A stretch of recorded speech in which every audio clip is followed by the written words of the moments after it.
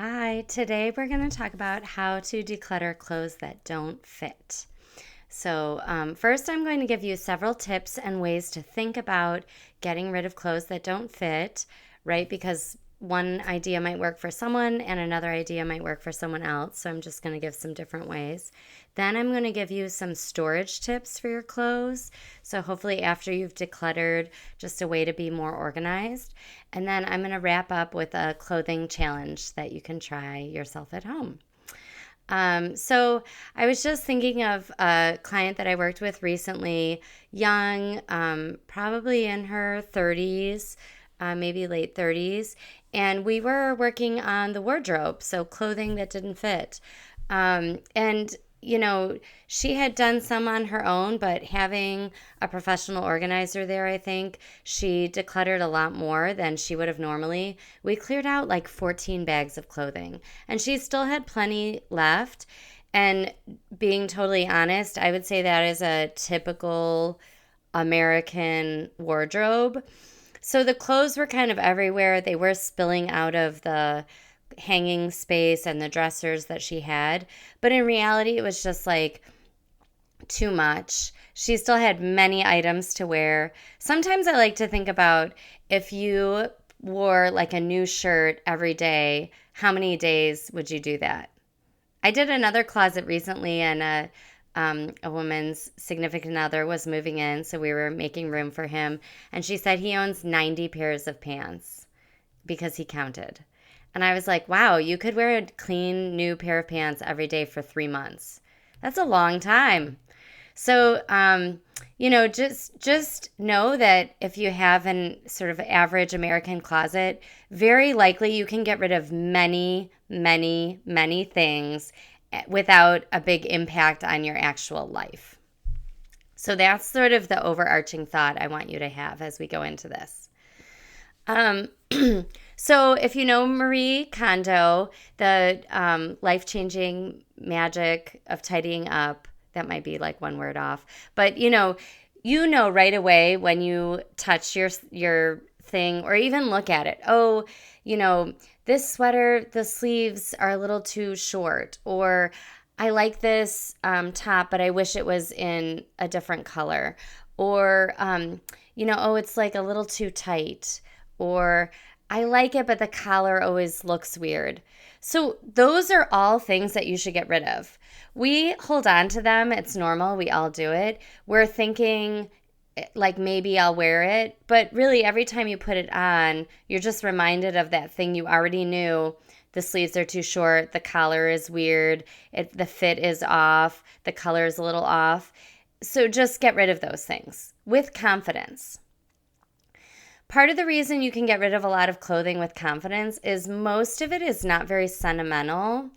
And again, if you're living in an urban setting and have, sufficient funds, it's highly replaceable, right? So we think, oh, if I get rid of this, I won't have something to wear. First of all, you probably have 20 other things you could wear to the same event, but also it's highly replaceable. If you don't have a black sweater that you want, you probably can run out to the store, back to the 2020 rule.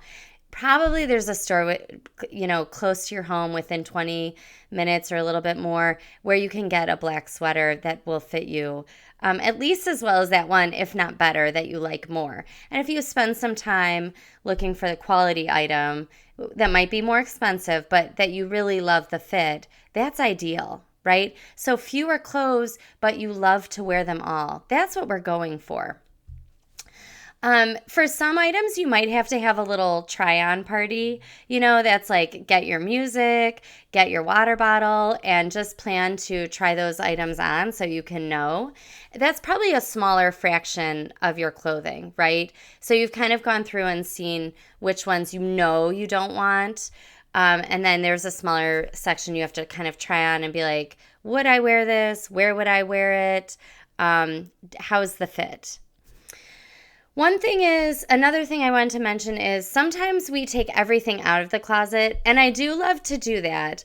However, then a lot of people, including me, when I first did this, I took everything out of my closet and it filled our, queen or king bed. And it was overwhelming. It's totally overwhelming. And if you have kids, if you're going to be interrupted, if you, know that you get decision fatigue, which we all do, like, I kind of feel like don't do it. Don't do it. Kind of leave things on hangers or in your drawer and try to go through one by one, maybe a section, so that you can stop and take a break and come back at a later time or even another day. And it's not 300 items on your bed that you like are so overwhelmed you can't deal with. It's just that's setting you up for failure instead of success.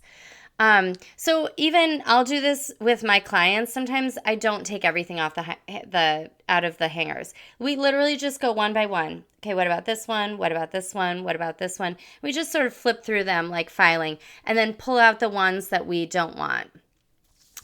Another thing to do is to always gather by category. So sometimes people have like, oh, some jeans are hanging, and then some of these jeans are in this drawer, and then some of these jeans are over here, and some of the things are in the laundry. And if you can gather all of the like item, so like as I just mentioned, jeans or shorts, bring them all together so that you can see what you have. Because sometimes you don't even realize that you have 4 pairs of black jeans and maybe you're like, I only need 1 pair of black jeans. But you don't really realize how many you have when they're sprinkled and scattered in different areas.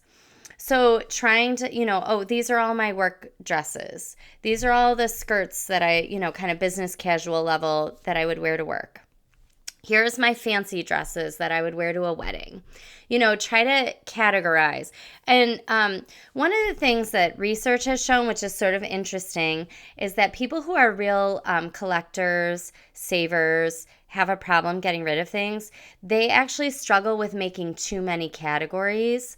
So really you want broad categories. Dressy clothes, workout wear, work wear, pajamas, and loungewear.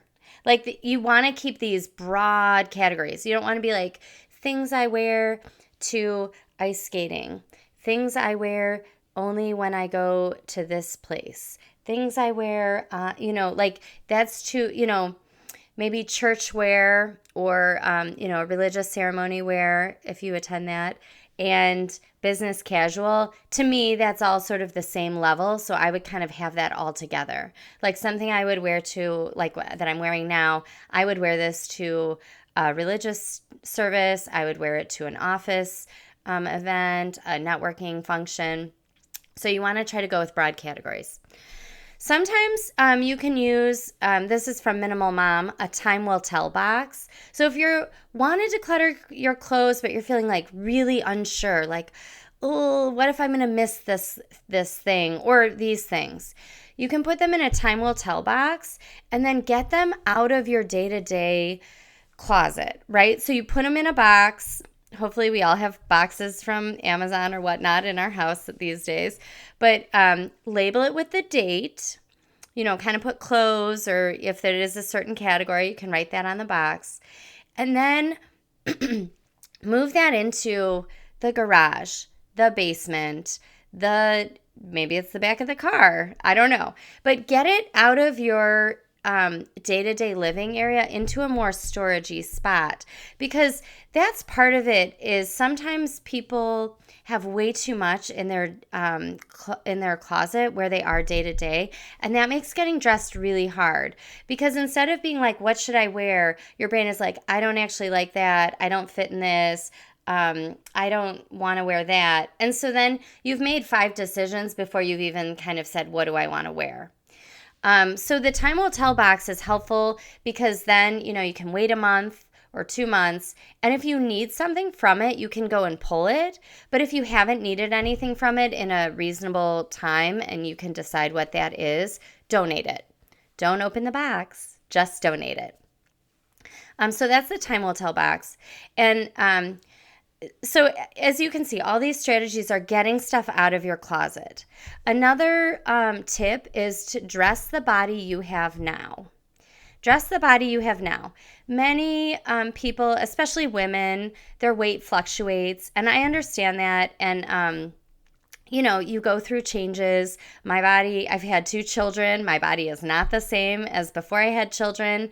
And, in that transitional period, I kept saying to myself, dress the body you have now, dress the body you have now. So there were clothes from before I had kids that I thought, maybe I'll wear these again. Maybe I'll wear these again, right? Like because I'm literally pregnant, or your weight is fluctuating. Maybe I'll wear these again.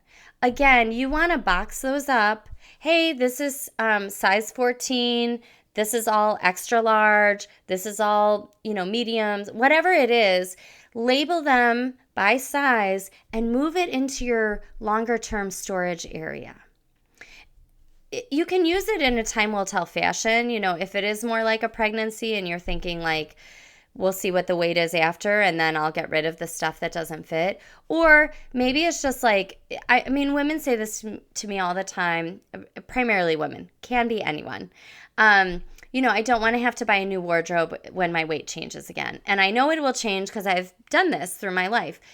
Great. So let's box it up, get it out of your day-to-day area and into that storage. That's an appropriate use of your storage space.